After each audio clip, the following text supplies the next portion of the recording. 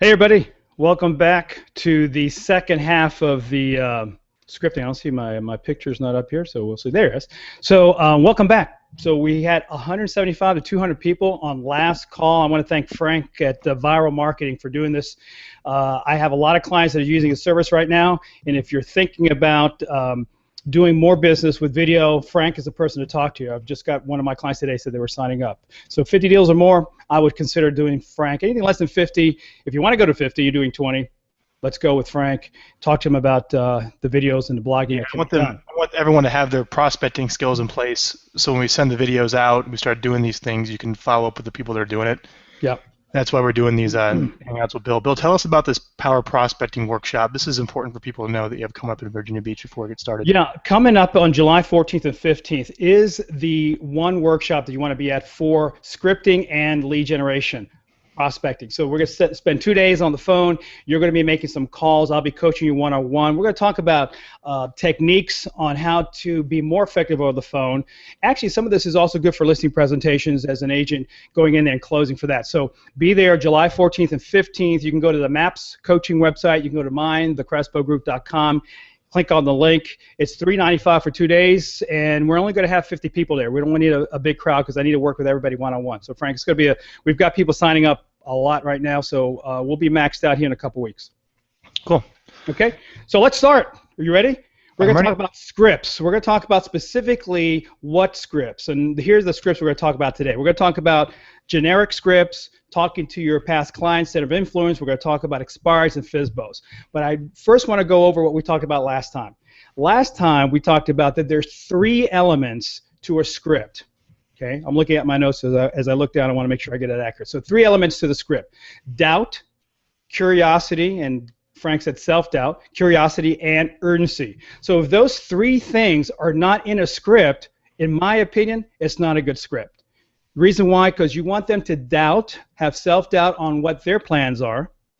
You want them to be curious about what you can offer, and you want them to have urgency, Frank, to go ahead and start to work with you sooner than later. Does that make sense? Mm-hmm. And those are built into the scripts that we're going to learn today. That's built in. You'll see it here. So the other thing I wrote down is make sure that the script's purpose is to get an appointment.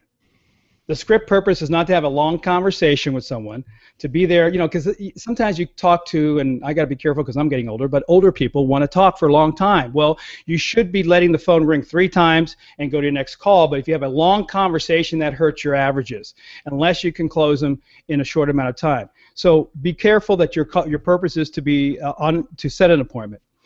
Repeating and affirming is important. When someone says, well, you ask them a question, they go, you know, we're planning on leaving in two months. And you go, well, 2 months, fantastic. Repeating and affirming is important because, Frank, they need to know that you are listening. So that's a good way in a very short amount of time. So repeat and affirm, and make sure that you repeat and affirm in what they're saying. Don't create another assumption, I would say, of what they're saying. Just use their words back. Very simple.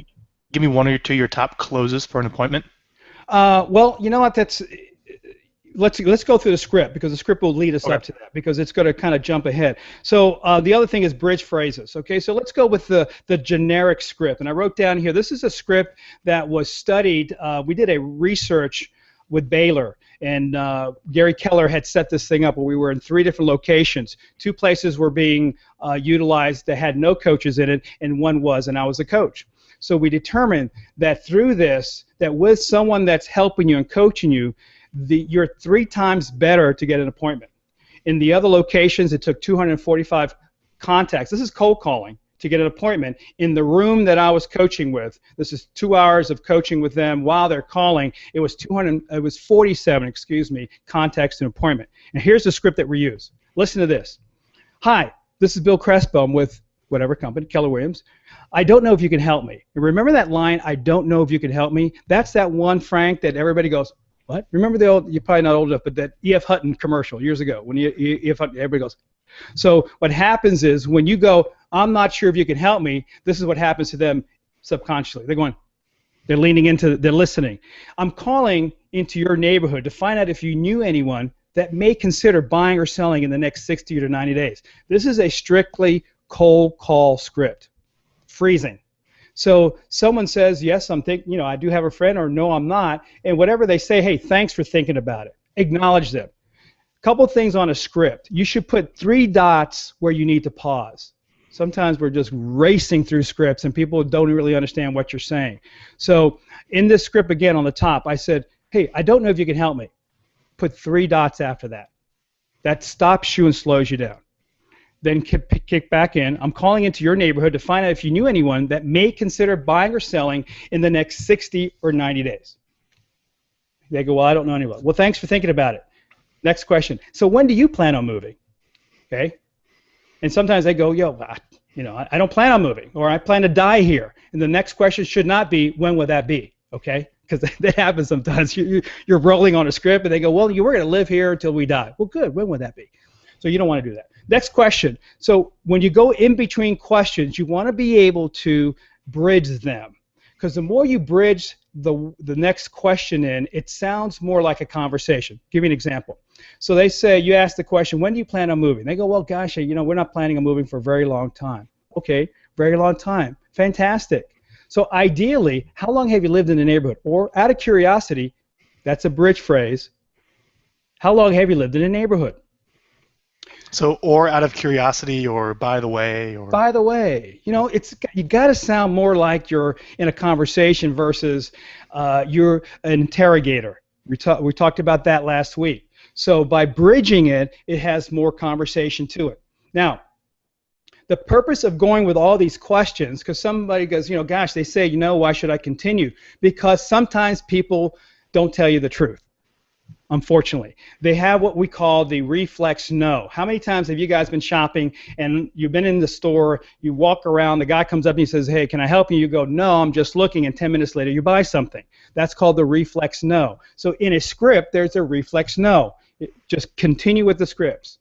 Now, there's a lot more to the nuances of the script and the subconscious. We don't have time to go into there, but continue with the questions. Next question is, if you were to move, where would you go next?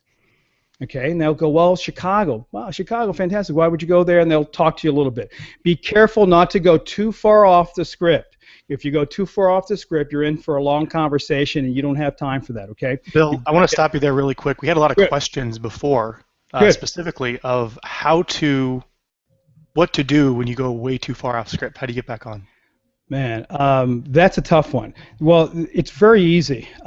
You just got to get used to cutting them off, unfortunately. Either you want to get off the phone. If you want to get off the phone, I say, gosh, you know what, I got another appointment coming up. Thanks so much. If you know this isn't going nowhere, just move on. I hate to say it, but if it's really bad, the phone somehow got disconnected. I have no idea how that happened. I hate to. Unfortunately, I have to admit I've done that.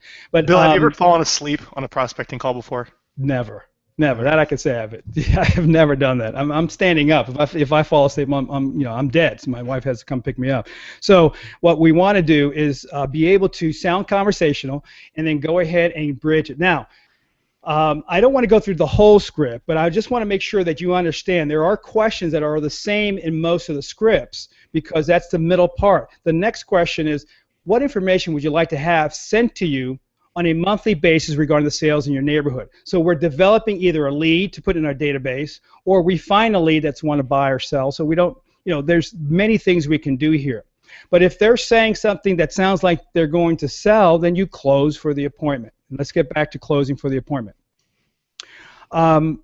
If you have high influence with someone over the phone, if you're able to have a great conversation, here's how you know, Frank, that you're doing well, is when they say to you, you know what, I've had a lot of agents call me, and you sound a little bit different, and we normally don't even let people come by. And I know that when my clients get to that point when someone says that to them, they are moving forward in their skills. And that gives them high influence to close for the appointment. And so a couple things that work for me. Number one is, doesn't it make sense to check out all your options? Start off with a question. Questions tee up the statement, like in golf, right? You got the tee. Well, the question, before you make a statement, sets the mind in motion, sets the mind like engaged in you so that you can go ahead and start to make your statement. So the question here is, doesn't it make sense to check out all your options? And they go, well, yeah, it does. Great. And close for the appointment.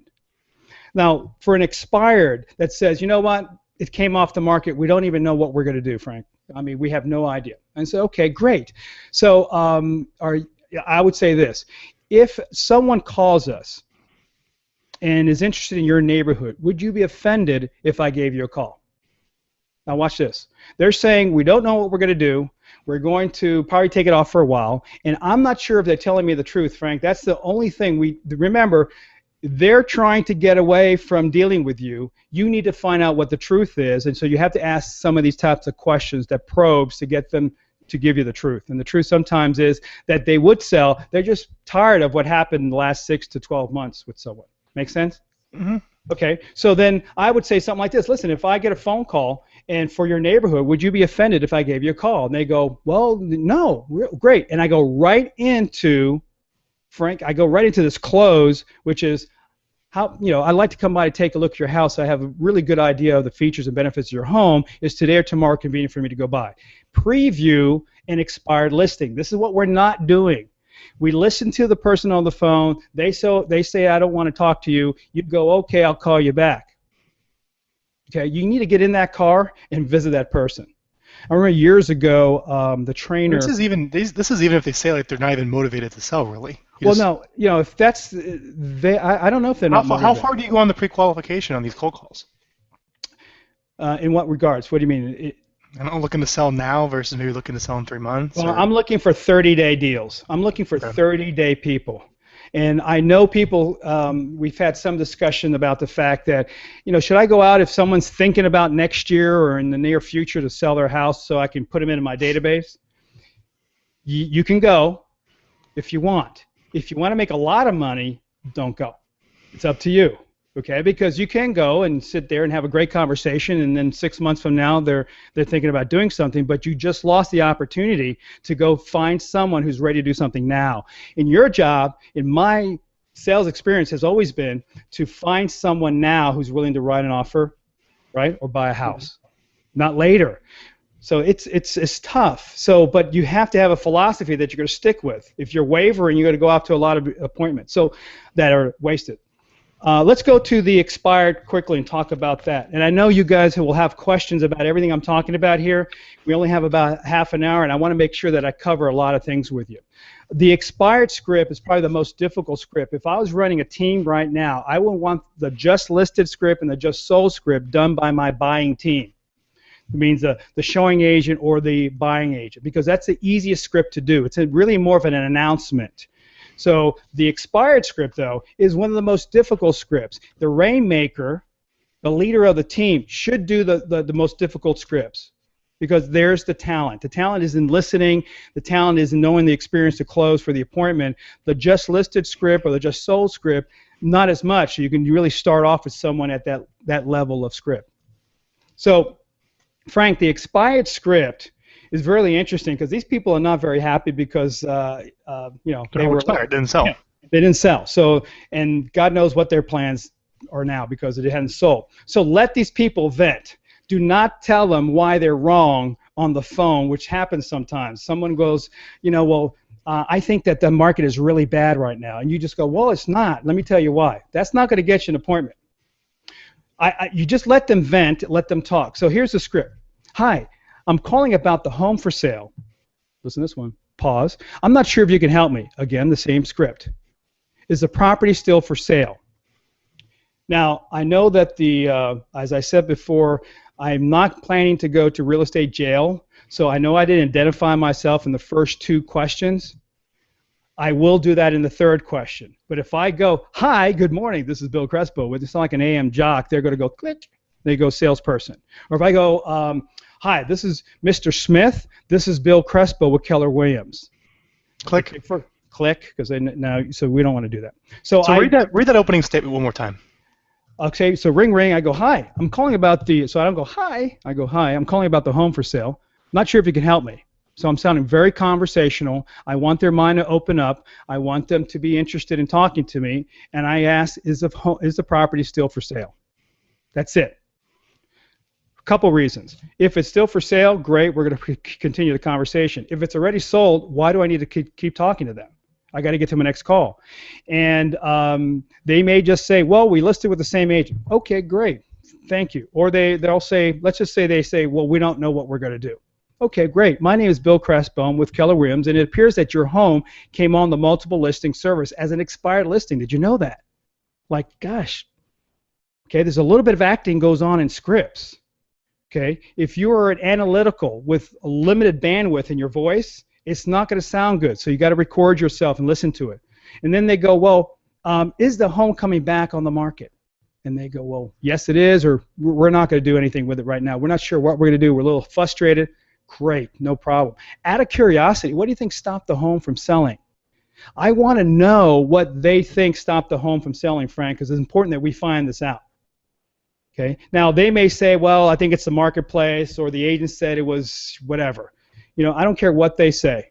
I will just come back with, how soon are you planning to move? Well, we don't know yet. We just said we're going to take it off the market. And they cut me off right there real quick. I'm going to say this. Let me ask you this. If we do get a phone call for your neighborhood, would you be offended if I gave you a call? And I like how the scripts are questions, aren't they? Great scripts are questions. Here's my opinion is that we have way too many words and scripts. And what happens is the brain on the other side just tunes you out. Get them engaged. Questions engages the prospect. It gets them engaged in the conversation. So that's how you keep them in the loop. Now, you're going to have high Ds, you have drivers, you'll have amiable people, you'll have high expressives, you'll have analyticals. They're all going to be on the phone. You need to listen to their words. At my Power Prospecting Workshop, we're going to talk about how to distinguish our presentation to adjust it to the personality styles, which is it takes prospecting to a whole nother level, Frank, once you understand those little nuances in what people say. How fast can you pick up someone's personality style when you're on the phone with them? You know, I've been doing this for some time, but I think you can do it fairly quickly if you understand the words that people use. When someone says, well, tell me exactly what you're going to do differently than the other guy, all right? That's either going to be a driver personality or an analytical. You're not going to get that from an expressive person. You're not going to get that from a very soft-spoken lady who's amiable. So I now know that I got two choices, a driver and an analytical person. Both of them are pretty much bottom line driven. So if I start talking about so tell me about your living room and your curtains and your dog and your cat, I've lost them. So those people want specific answers, You get it? Yeah, you'd lose me if you asked me that. Yeah, So, tell me about your dog. And, I remember years ago, and I'm not a cat lover, and I've said this before in my workshop, that I'm sitting on a couch and out of 20 feet in the air, some cat jumps down on my shoulder at a listing presentation. And, you have to know how to accept these things when they do happen. But on the phone, you're adjusting to their sound of their voice. You're telling them what they like to hear, but you're also determining what personality style they are. So let's go down a little bit more. I wrote down 3 things about expires that you need to remember. Number 1, never overcome an objection in the beginning or the middle of the script. That's a trap. Because if you do that, you're now in a conversation that's not going to get you to an appointment. Now, if that objection is important, it will come back again at the end of the script, and we can do a mild objection handling. How do you delay an objection? So what's your commission? It's very high. Yeah, well, that's a great question, and we will talk about that when I see your house. So then I'll go right into the close. Because that's a buying sign. So I don't need to go through the script. I'm just going to go right to the close. Now, here's another one that they may say something like, be careful not to answer statements because I love this. Well, the other agent said it would sell at this price, and I don't like real estate agents. That's a statement, not a question. If you get sucked into that one, you're in trouble. I'm thinking about taking off the market for 3 years. Well, that's an option. That's your answer. To deflect the objection, you can simply say that's an option. What we're thinking about for sale by owning it. Well, that's an option. Don't tell them why they're wrong and why doing it for sale by owner is not a good idea. Get to the house. They don't know what you look like, Frank. They have no idea that you're a nice person. They have this crazy vision in their mind of a real estate agent. It's probably some lady with a big hat and a boa with a Glamour Shots look, and there's some guy with the matching white shoes with the white pants, and they don't know. So you've got to get to that house, and somehow. Now, let me go back to what you said before. If you're not able to get through to some of these expireds, I would be knocking on that door. So in the afternoon, You set up a list of houses that you couldn't get a hold of, and you go to their house and do the same script. Okay, so it's a little bit about that. Now let's go back to one other one. I want to go to the for sale by owners. I love for sale by owners. I made a lot of money on for sale by owners, and the for sale by owner script is it's a courtship. Remember, the for sale by owner is a courtship, and I don't see it in front of me, but I can still help you with it. Okay. So with the for sale by owner, there it is. Hi, I'm calling about the home for sale. Is this the owner? Same situation again. Not sure if you can help me. Is the home still available? Okay. Not sure if you can help me. Is the home still available? So now they're wondering, are you a buyer? Are you an agent? And again, I'm going to identify myself at the third question. They go, yes, it is still available. Great, great. I'm Bill Crespo with Keller Williams, and not sure if you can help me, but I have a couple of quick questions. So I'd throw in the not sure I can help me later on. It's a little bit easier with the for sale by owner. So the question here is, what is your time frame for moving? First question out of my mouth. What's your time frame for moving? They go, well, gosh, we got to be out by the end of summer. The end of summer? Fantastic. So out of curiosity, what's the current sale price? Okay. And so you've got a series of questions that you're asking them. If you hear in their voice, or they say, you know, I would ask the number 5 question here I wrote down, are you cooperating with real estate people? And they go, what does that mean? Well, are you offering a commission? They typically, Frank, say, you know, we're offering whatever that price is, anywhere from 3, 4, 5, 6, whatever they're offering. So if the home does not sell, do you plan on renting it out or interviewing agents for the job of selling it? I love that question. Guys, if you need to write this one down. That's a great question. If the home doesn't sell, do you plan on renting it out or interviewing agents for the job of selling it? You're giving them 2 choices in that question. That's called a multiple choice question. They have to pick one. So Frank, what do you think they would say on that? Just come up with an answer. I would probably rent it. Okay, great, fantastic. Are you 100% convinced, Frank, that's what you want to do? You know, I'd never rented property before, but I'd rather rent it than take a loss. Okay, good. So what he just said makes me want to pursue this. If you said, yes, I'm 100% convinced we're going to rent it out if we don't get this thing sold. Great. Do you have a property manager? Referral. Yeah, referral. Yeah, so you can go right in there. But I want to go to see the house. I made a lot of money on previews. I remember going to a seminar years ago, and I'm sitting there, and this guy goes, you know what, I do previews. And when I do a preview, I'm ready to get the listing. I went back home, and I was changing the way I did it with the for sale by owners, and I started thinking that a preview could turn into a listing. And as soon as I got back, man, it would turn into a listing. So be prepared when you're previewing these properties that you have all your documentation and take the listing. Be careful not to go down their throats and close them. That's the challenge. You got to know when to pull back. As you become a pro in dealing with scripts, you know exactly when to pull back instead of pushing someone. Because remember, the rule, Frank, I always say this, the more you go towards that person, the more they want to go away from you. The more you go away from them, the more they want to come towards you. So they're used to hearing people sell them all the time. They're used to a real estate agent saying the same thing. What's interesting is the scripts that I put together here are different, so it sounds a little bit different. Now, some of them are old scripts that we've had for many, many years, but the approach is much, much different. It's more consultative versus selling. Make sense? Let's open up to a couple questions. Go ahead. There's a Q&A app on here, everybody.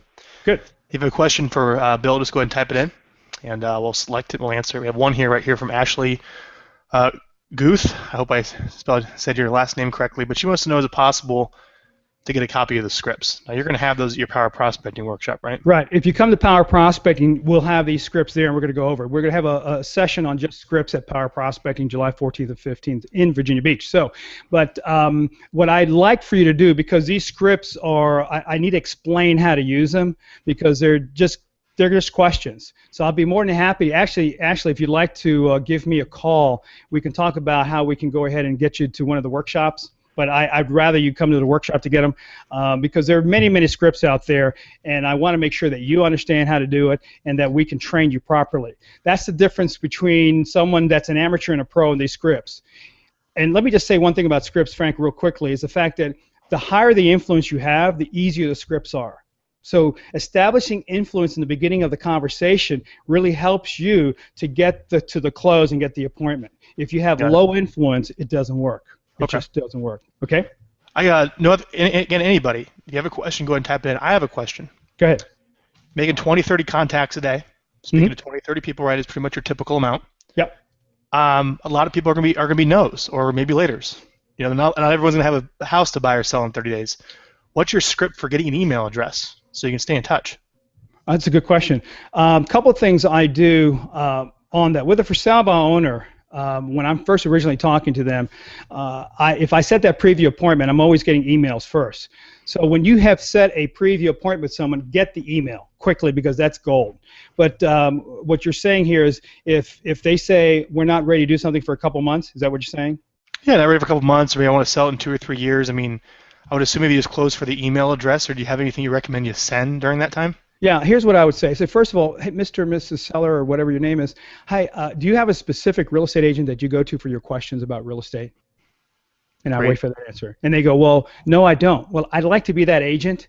I have information that's sent out on a monthly basis that will give you up-to-date information on what's going on with the current marketplace to help you decide when the right time is to sell your house. So what's your email address so I can go ahead and send that to you? Bill, that was a work of art what you just said there.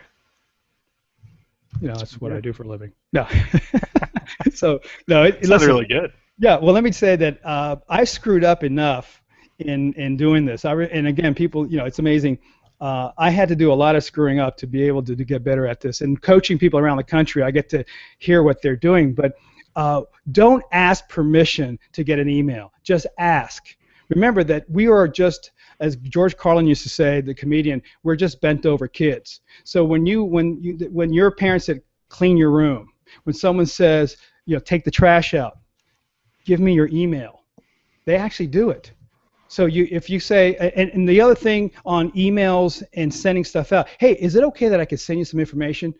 Why do you want to send them information? They never asked for it. Get their email first and say, listen, everybody is sending information. I want to know that I can get a personal relationship with that person. I want to be there, as Gary Keller says, the economist in the marketplace. I want to be their specialist. So I'm asking the question, do you have a particular real estate agent that you go to? Because if not, I want to be that person that you can go to for real estate questions. Fair enough? There you go. Is there anything you send out before the appointment?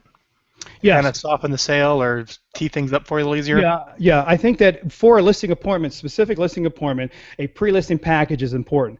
Now, with video, which I think is really neat, agents are doing the pre-listing package on video. And with you, Frank, there have been several clients that I've had who have taken the pre-listing package and gone strictly on video, which I think is great because it starts to show your personality. Just like what we're doing right now, you get to see me a little bit and understand my personality, and or back it up with a paper pre-listing package. That you can do both. We got 2 more minutes. Anyone? Any questions? Anybody? Any other questions coming in? If not, until you have any more, man, we got 2 minutes left. Why don't you tell everyone again about the importance? And I really mean this. This prospecting workshop you put on is amazing, and I've done a lot of interviews with your clients about how they were able to dramatically lower all their marketing spend for leads, get on the phone, say what they're supposed to say, and get listings without any referral fees, any commissions, not having to pay $1,000 to acquire the listing. Right. I think there's 2 things that's important for people to go to the next level. Tell us the outline of that event. So in the mornings, we're going to go over theory, and I think what we're not teaching anymore is just theory. You know, of what are some of the ways that I can bring people through a process in my presentation over the phone, and understand the nuances of the subconscious mind and what's going on there. Also, we're going to go over personality style, so you know clearly some of the non-verbal and verbal cues that people give you, so you can determine personality style. And the one thing I say in the workshop is you can't be you all the time. You does not work all the time. So you got to be different personalities at different times. So if you're always you, if you're always showing everybody that you're a high D, high driver, and I can close like a madman, that only works with a couple of maybe one type of client. And it does work for some people. How much is teaching versus actually calling? How much is like into the trenches calling? We're going to spend 3 hours a day calling. Okay. The other 4 hours, let's just say to 3 hours, half the time on the phone, the other half of the time we're in a classroom setting. So once we break, we go into our making our calls, we track our numbers, we ring a bell when we make an appointment. The average agent, Frank, is doing 5 to 6 appointments at this workshop in 2 days. So that's more than they've done sometimes in 2 months. So it's, Yeah, and you were telling me before how there'll be desks, and then people put their chair on top of yeah, the I've desk. got people taking their desks, And then the they made the chairs, call put 'em on- standing with the chair on top of the desk, which is pretty funny. I have a client real quick, I'll tell you, that came to it, and the first thing came out of her mouth goes, Bill, you know, I really don't want to be here. I feel like I'm going to throw up. That was the first, just met her.